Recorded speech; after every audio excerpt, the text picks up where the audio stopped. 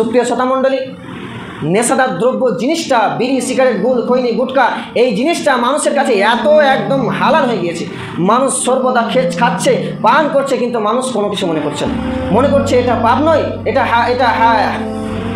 হারাম নয়। তারা হালাল মনে করে পৃথিবীতে এই নেশাদার দ্রব্য জিনিসকে খাচ্ছে, পান করছে। কিন্তু এ সম্পর্কে আল্লাহ তাআলা বলেছেন, অনেক আপনার হুঁশিয়ার কথা বলেছেন, এবং রাসূল সাল্লাল্লাহু আলাইহি ওয়াসাল্লাম তিনিও এই নেশাদার দ্রব্য পান করতে, খেতে নিষেধ করেছেন। সম্মানিত উপস্থিতি, চলুন নেশাদার দ্রব্য কেমন জিনিস, কী জিনিস আমরা একটু দেখে নিই। নেশাদার দ্রব্য জিনিস হচ্ছে যে জিনিস খাওয়ার পরে মানুষের বিবেক আচ্ছন্ন হয়ে যায়, মানুষের বিবেক খারাপ হয়ে যায়। এই জন্য রাসূল সাল্লাল্লাহু আলাইহি ওয়াসাল্লাম বলেছেন যে নেশাদার দ্রব্য হচ্ছে সকল গুনাহের মা। অতএব তোমরা নেশাদার দ্রব্য জিনিস থেকে বেঁচে থাকো, তোমরা নেশাদার দ্রব্য জিনিসকে ছেড়ে দাও, বাদ করে দাও। সম্মানিত উপস্থিতি, এই ব্যাপারে আল্লাহ তাআলা কি বলছে আমরা একটু দেখে নেব। আল্লাহ তাআলা বলেন, ইয়া আইয়ুহাল্লাযীনা আমানু, হে ইমানদারের দল, যারা আল্লাহকে বিশ্বাস করো, যারা আল্লাহকে ভয় করো, আল্লাহ তাআলা তাদেরকে ডেকে বলছেন ইয়া আইয়ুহাল্লাযীনা আমানু।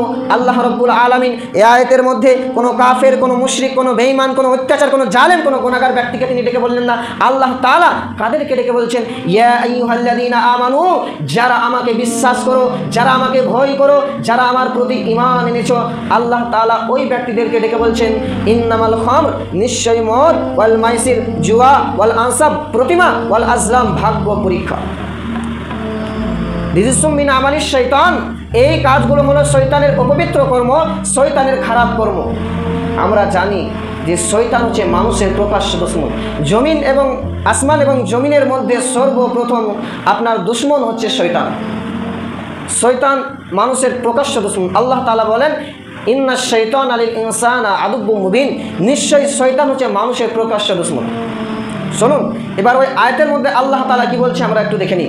আল্লাহ তাআলা বলছেন যে তোমরা শয়তানের কর্ম থেকে, শয়তানের কাজ থেকে বেঁচে থাকো। ফাসতানিবুহু, তোমরা তাদের কর্ম থেকে বেঁচে থাকো, শয়তানের কুকর্ম, শয়তানের কাজ থেকে বেঁচে থাকো।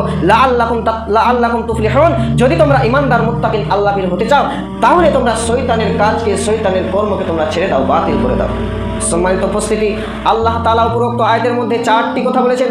প্রথম নম্বর বলেছেন তোমরা মদ্যপান করো না, তোমরা জুয়া খেলো না, তোমরা ভাগ্য পরীক্ষা করো না, এবং তোমরা প্রতিমা, অন্য কোনো মাবুদকে, অন্য কোনো মানুষকে, অন্য কোনো গাছকে, অন্য কোনো আপনার মূর্তিকে তোমরা রব হিসাবে মেনে নিও না, কারণ এই কাজগুলো হলো শয়তানের খারাপ কর্ম।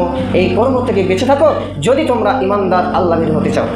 সুপ্রিয় শ্রোতামণ্ডলী, নেশাদার দ্রব্য এমন একটি জিনিস যে বেশি খেলেও হারাম, কমও খেলে হারাম। রাসূল সাল্লাল্লাহু আলাইহি ওয়াসাল্লাম একটি হাদিসের মধ্যে বলেন মা আসকারু কাসীরুহু কালিলুহু হারামুন, যে বস্তু বেশি পরিমাণ খেলে বিবেকের ক্ষতি হয়, যে জিনিস বেশি পান করলে মানুষের ব্রেনে ক্ষতি হয়, তার কম হারাম। আপনি এবার কোথায় যাবেন? যারা বিড়ি, সিগারেট, গুল, খৈনি, গুটকা খায়, পান করে, তাদের জন্য এই হাদিসটি। তারা বলবে বা অনুভব করবে যে আমরা নেশাদার দ্রব্য পান করছি, আমাদের তো কোনো কিছু হচ্ছে না। এটা ক্ষতি কেমনভাবে?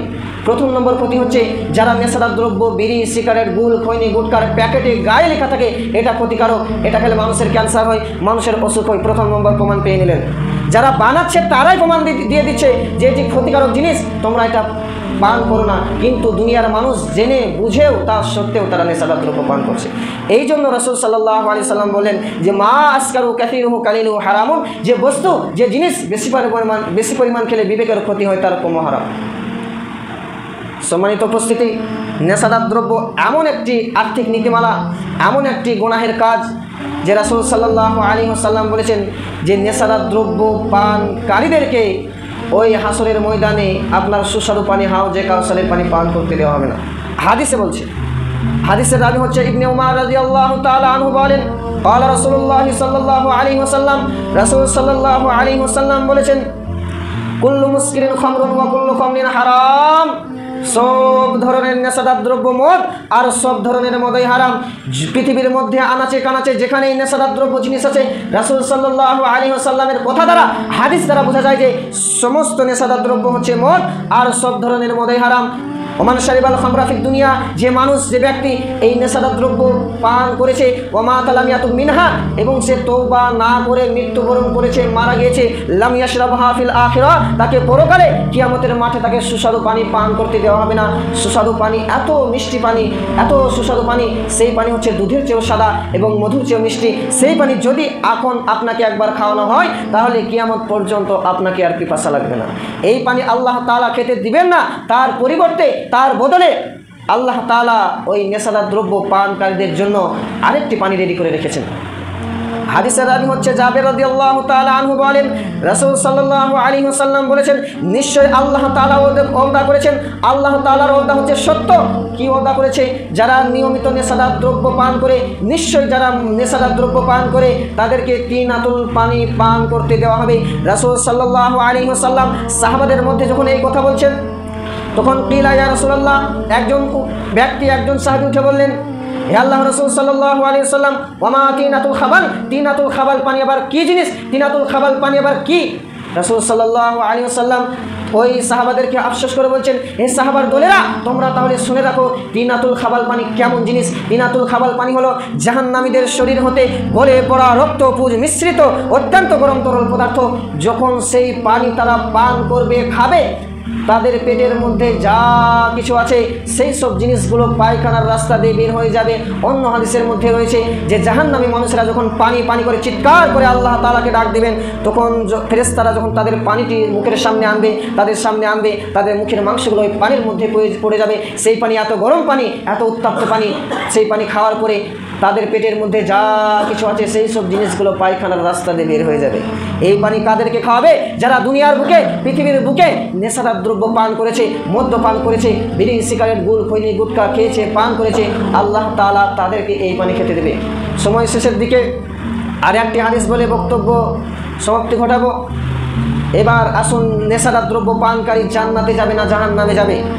হাদিসের রাবি হচ্ছে আন আবি দারদা রাদিয়াল্লাহু তাআলা আনহু قال, আবু দারদা রাদিয়াল্লাহু তাআলা আনহু বলেন, قال রাসূলুল্লাহ সাল্লাল্লাহু আলাইহি ওয়াসাল্লাম, রাসূল সাল্লাল্লাহু আলাইহি ওয়াসাল্লাম বলেছেন, লা ইয়াদখুলুল জান্নাতা মুদমিনুল খার, যারা নিয়মিত নেশাদার দ্রব্য পান করে, বিড়ি, সিগারেট, গুল, খৈনি, গুটকা খায়, পান করে, তারা জান্নাতে যাবে না।